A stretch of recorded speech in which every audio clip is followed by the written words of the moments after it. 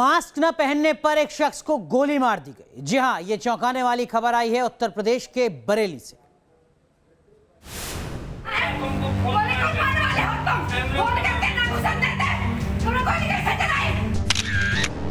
Virus का जवाब bullet से। मास्क नहीं पहना तो मारी गोली। उत्तर प्रदेश के बरेली में बैंक में गोलीकांड ने हर किसी को हिला दिया है। हुआ ये कि बैंक में एक ग्राहक बिना मास्क के घुसने की कोशिश कर रहा था, लेकिन बैंक के गार्ड ने कोविड गाइडलाइन का हवाला देकर उसे बैंक में दाखिल होने से रोका। दोनों के बीच कहासुनी हो गई और बैंक के गार्ड ने ग्राहक पर गोली चला दी। पैर में गोली लगने के बाद बैंक के ग्राहक को अस्पताल में भर्ती करवाया गया। कोरोना गाइडलाइन की वजह से बिना मास्क घूमना एक दंडनीय अपराध है, लेकिन मास्क न लगाकर घूमने पर कोई किसी को गोली मार दे, ये घटना शायद पूरी दुनिया में इकलौती होगी। इसीलिए वायरस और बुलेट दोनों से बचने के लिए आप मास्क लगाएं और कोविड गाइडलाइन का पालन करें। जी, न्यूज़ नेशन। दिल्ली में कोरोना की दूसरी लहर के दौरान ऑक्सीजन की किल्लत हो गई थी। अब इसी मुद्दे पर सियासत चरम पर पहुंच चुकी है। बीजेपी ने केजरीवाल सरकार पर बड़ा इल्जाम लगाया है, वहीं दूसरी तरफ दिल्ली सरकार की तरफ से भी अपनी बात कही गई है।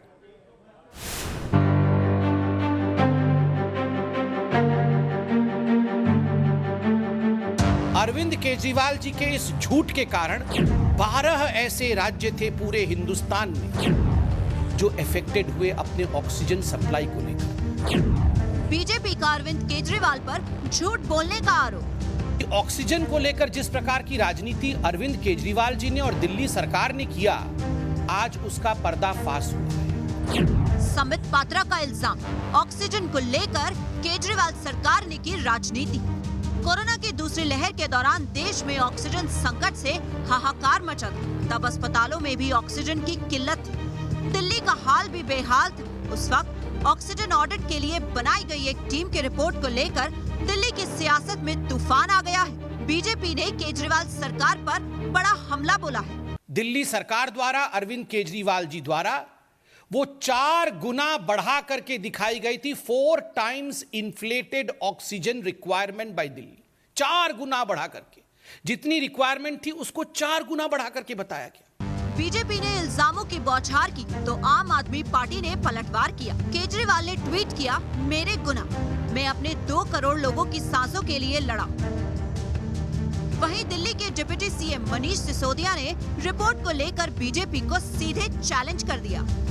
Bharatiya Janata party BJP headquarter में बैठ के कोई मनगढ़ंत रिपोर्ट बनाती है और फिर उसको जारी करके कहती है ये ऑक्सीजन ऑडिट कमेटी की रिपोर्ट है। शर्म आनी चाहिए भारतीय जनता पार्टी के नेताओं को। ये महाझूठ बोलते हुए बीजेपी हेडक्वार्टर में बैठ के रिपोर्ट बनाते हो और उसको ऑक्सीजन ऑडिट कमेटी की रिपोर्ट कहते हो। अगर ऑक्सीजन ऑडिट कमेटी ने कोई रिपोर्ट बनाई है तो भारतीय जनता पार्टी के नेता और तथा कथित बड़े बड़े नेता जो केंद्रीय मंत्री हैं वो रिपोर्ट जारी करें और बताएं कि उस पर कहां है oxygen committee report sign. Oxygen committee के किस किस मेंबर ने साइन कर रखे हैं उस पर? ऑक्सीजन कमेटी के किस किस मेंबर ने उस रिपोर्ट को अप्रूव कर रखा है? ऑक्सीजन ऑडिट रिपोर्ट को लेकर तकरार यही नहीं थमी। संबित पात्रा के जुबानी हमले के बाद दिल्ली से बीजेपी सांसद गौतम गंभीर और मनोज तिवारी ने केजरीवाल को टारगेट किया।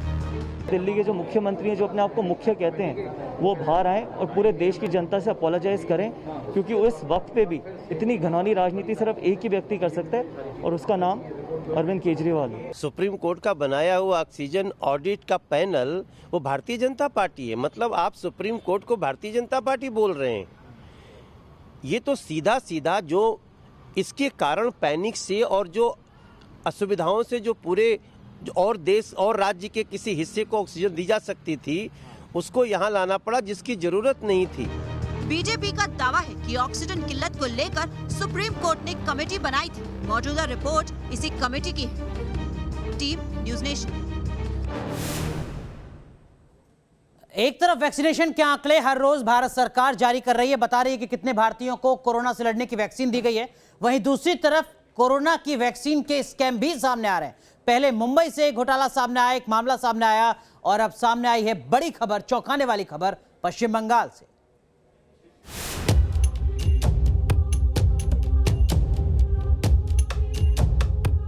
देवांजन, तूने ये क्या किया? नकली था टीका, जिंदगी पर खतरा। नकली वैक्सीनेशन कैंप को लेकर बंगाल में हड़कंप है। लोगों में दहशत है। आखिर वैक्सीन की शीशी में वो कौन सी दवा थी जो सिरिंज से एक साजिश के तहत लोगों के जिस्म में उतार दी? देवांजन देव आखिरकार पुलिस की हिरासत में है, जिसके बाद एक एक करके चौंकाने वाले खुलासे हो रहे हैं। देवांजन देव के रिश्ते टीएमसी के नेताओं से और मंत्रियों से बताए जा रहे हैं। टीएमसी सांसद मिमी चक्रवर्ती ने भी इसी कैंप में टीका लगवाया था, जिसके बाद मिमी ने भी पुलिस से नकली वैक्सीनेशन के बारे में जानकारी दी। कोलकाता के फर्जी वैक्सीनेशन ड्राइव की तहकीकात करते हुए कई सारी चौंकाने वाले तत्व सामने आया है।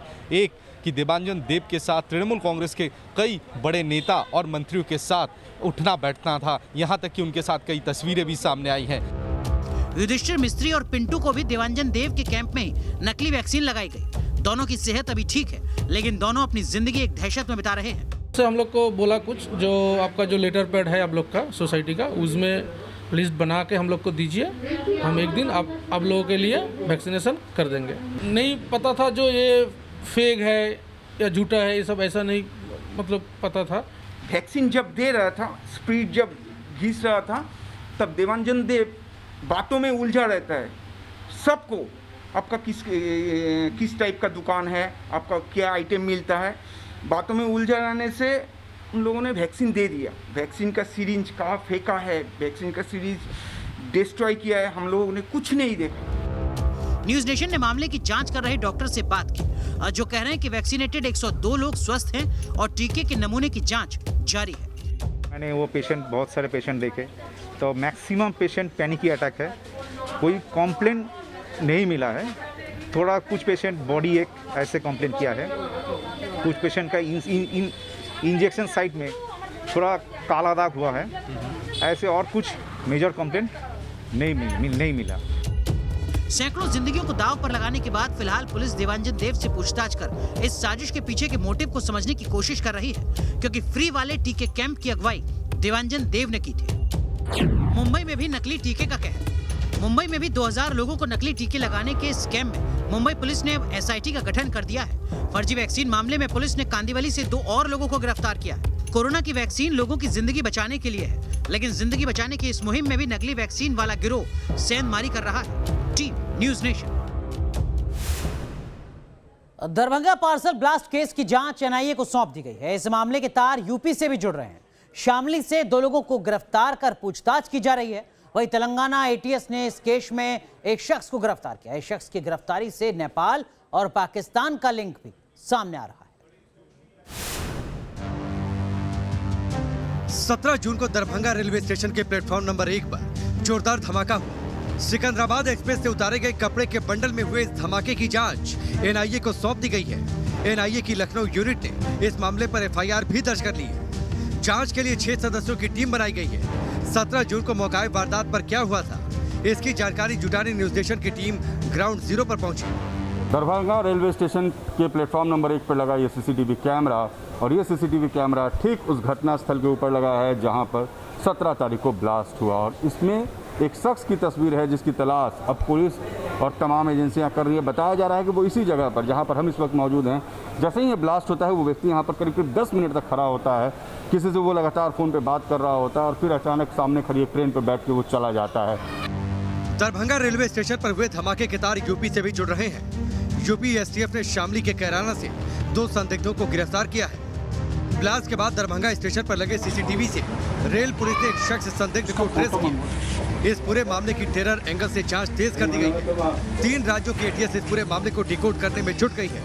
बिहार, यूपी और तेलंगाना की एटीएस के एक्टिव होने के बाद अब एनआईए की तरफ से भी इस मामले में जांच शुरू कर दी गई है। अब जांच जैसे जैसे बढ़ती जा रही है, सवाल कई तरह के खड़े हो रहे हैं कि क्या किसी ने इस तरह की शीशियों को पहले भी दरभंगा भेजा था। जिस व्यक्ति के नाम पर, मोहम्मद सुफियान के नाम पर वो गठर भेजा गया है, बताया जा रहा है कि उसके संबंध मोहम्मद जावेद से रहे और टेररिस्ट गुट को आर्म्स देने का आरोप है उस पर। जर्नलिस्ट सत्येंद्र के साथ Rajnish Sinha, News Nation, Darbhanga station. Uttarakhand के मुख्यमंत्री ने ऐलान किया मुख्यमंत्री आवास को कोविड केयर सेंटर में तब्दील करने का। लेकिन मामला सिर्फ दरियादिली या संजीदगी का नहीं है, संवेदनशीलता का भी नहीं है। इस पर विपक्ष के कुछ और ही आरोप हैं। क्या है पूरा मामला, दिखाते हैं आपको।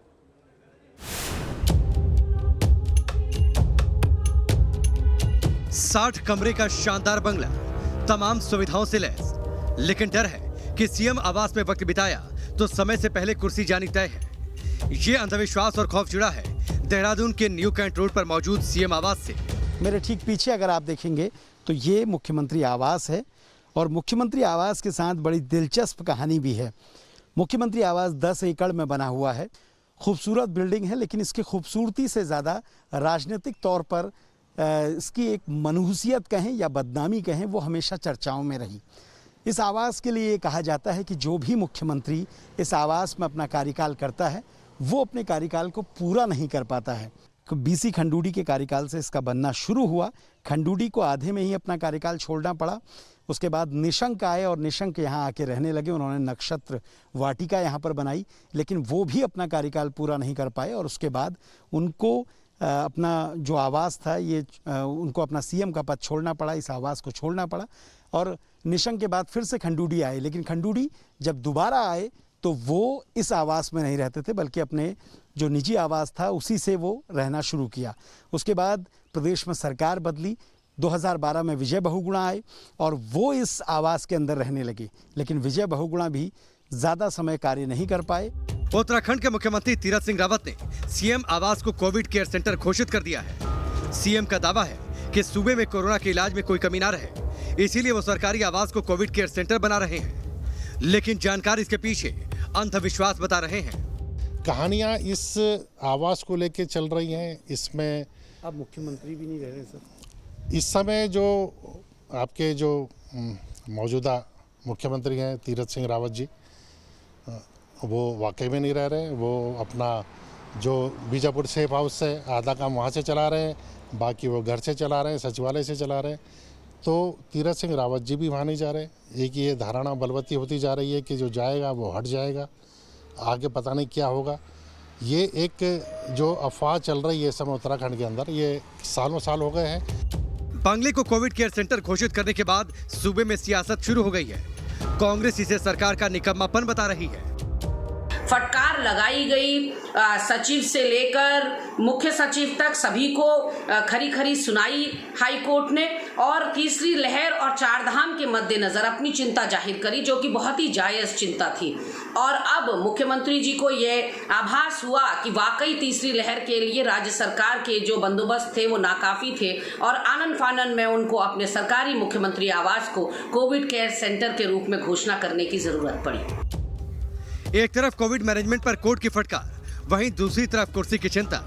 वजह चाहे जो हो, लेकिन उत्तराखंड सीएम के ताजे फैसले ने विवाद खड़ा कर दिया है और विरोधी इस मुद्दे पर मुखर हो रहे हैं। Team news nation.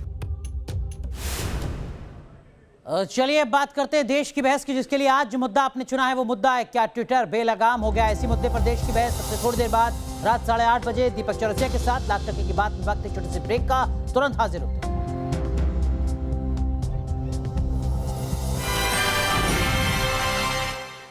जिस पहलवान सुशील कुमार ने खेल को शर्मसार कर दिया, दिल्ली के छत्रसाल स्टेडियम को दागदार कर दिया, लेकिन लगता है कि उसे अपने किए पर न कोई शर्म है और न ही कोई पछतावा।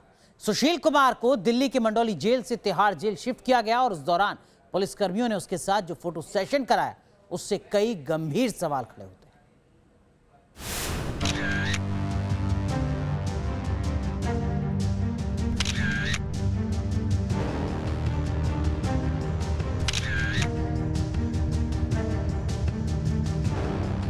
तस्वीर नंबर 1, तस्वीर नंबर 2, बदन पर लाल टी शर्ट और चेहरे पर खिली खिली मुस्कान। आपको ये फोटो भले ही किसी स्टारडम का एहसास कराए, लेकिन असलियत में ये फोटो एक कलंक है। मर्डर के आरोपी पहलवान सुशील कुमार को उत्तर प्रदेश के मंडोली जेल से तिहाड़ शिफ्ट किया जाना था। ऐसे में शिफ्टिंग के दौरान सुरक्षा कर्मियों ने सुशील के साथ किसी सेलिब्रिटी की तरफ फोटो सेशन कराया।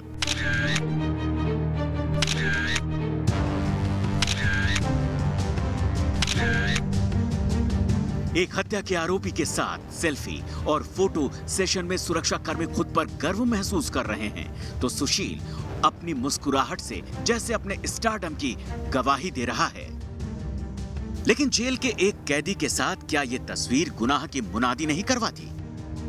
जेल के ये सुरक्षा कर्मी आखिर ये कैसे भूल गए कि सुशील आज के दौर में एक आदर्श खिलाड़ी नहीं बल्कि एक शातिर अपराधी है। फिर अपने काम को, अपनी गरिमा को ताक पर रखकर आखिर ये पुलिसकर्मी भावनाओं में कैसे बह गए? सुशील पहलवान के बारे में जो आशंकाएं थी कि वो जेल में वीआईपी ट्रीटमेंट ले रहा है, पुलिस की तरफ से कहीं ना कहीं उसको सपोर्ट मिल रहा है, वो उस तरह की जो आशंकाएं थी, जो शक थे, जो सवाल थे, वो कहीं ना कहीं इन सेल्फी से पुख्ता होते हैं। एक बार फिर तस्वीर की तरफ बढ़िए। फोटो सेशन में किसी के भी चेहरे पर मास्क नहीं है, ना ही सोशल डिस्टेंसिंग का ख्याल रखा गया है। तो क्या पुलिसकर्मियों पर कोविड गाइडलाइंस के उल्लंघन को लेकर कार्रवाई होगी? Team news nation. सवाल गंभीर है, जवाब पुलिस को देना। अब बात करते हैं वाराणसी की, जहां पर्यटक अब इको फ्रेंडली नाव से घाट के दर्शन कर रहे हैं। वाराणसी में एक दो नहीं बल्कि 100 नाव को डीजल से सीएनजी में कन्वर्ट किया जा चुका है और जल्द ही वाराणसी की सभी छोटी बड़ी नाव सीएनजी में तब्दील कर दी जाएंगी।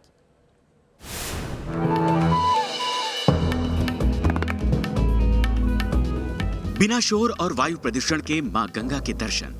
वाराणसी में सैलानी अब इको फ्रेंडली नाव से गंगा घाट के दर्शन कर रहे हैं। वाराणसी में 100 नाव के इंजन डीजल से सीएनजी में कन्वर्ट किए जा चुके हैं। जल्दी वाराणसी के घाट पर मौजूद सभी नावें सीएनजी इंजन से लैस होंगी। बोट वालों को एक नॉमिनल चार्ज दे करके, तो आप समझ लीजिए प्रैक्टिकली फ्री मिलता है। तो इसके लिए जो हमने टेक्नोलॉजी जो है मैकान के नाम से गवर्नमेंट ऑफ इंडिया का एंटरप्राइज है, वो टेक्नोलॉजी प्रोवाइड कर रहे हैं। इन्होंने 3 कॉन्ट्रैक्टर्स को अपॉइंट किए हैं। तो फेस वाइज जो है एक एक बोट को बुला करके पुराना इंजन उतार करके हमको नया सीएनजी बेस्ड बोट लग रहे हैं। इस नाव और बोट्स के सीएनजी इंजन से लैस होने के बाद पर्यावरण को खासा फायदा हो रहा है। डीजल इंजन का कचरा भी गंगा को प्रदूषित नहीं कर रहा। बीएचयू के वैज्ञानिक इस पहल को शानदार मान रहे हैं। जो लोग यात्री जाते थे गंगा में, वो तो जाते थे अपना आनंद उठाने के लिए, लेकिन उनको प्रदूषण की मार झेलनी पड़ती थी। तो उसके बाद क्या हुआ कि अभी यदि वो सीएनजी में कन्वर्ट हो रहे हैं तो एक बहुत ही अच्छी बात है। पर्यावरण और मां गंगा को सीएनजी बोट से खासा फायदा हो रहा है। इस नई पहल से नाविक भी खुश हैं। रोजगार में इजाफा हो रहा है। लोग भी प्रदूषण से मुक्त हो गए हैं और इससे एक और फायदा है कि ये खर्च बहुत कम उठ रहा है, जो है कम खर्चे में मुनाफा बढ़िया हो रहा है सीएनजी लगने से। वहीं सैलानी भी इस प्रयोग की तारीफ कर रहे हैं। सीएनजी लगने का जो सबसे बड़ा बेनिफिट, जो फ़ायदा मिला है, वो ये फ़ायदा मिला है कि पहले जब आदमी यहाँ बोटिंग करने आता था और जो डीजल से नाव चलती थी, उनका जो धुआं निकलता था, वो घूमने के दौरान उसका धुआं इतना ज़्यादा फैल जाता था, वो आंखों में जलन होती थी, उस फेयर कम हो गया।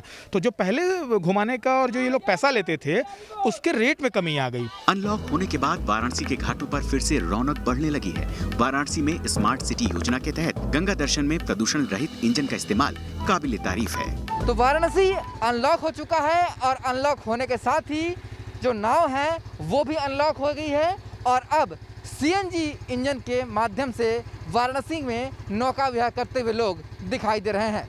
वीडियो जर्नलिस्ट विपिन सिंह के साथ सुशांत मुखर्जी, न्यूज़ नेशन, वाराणसी।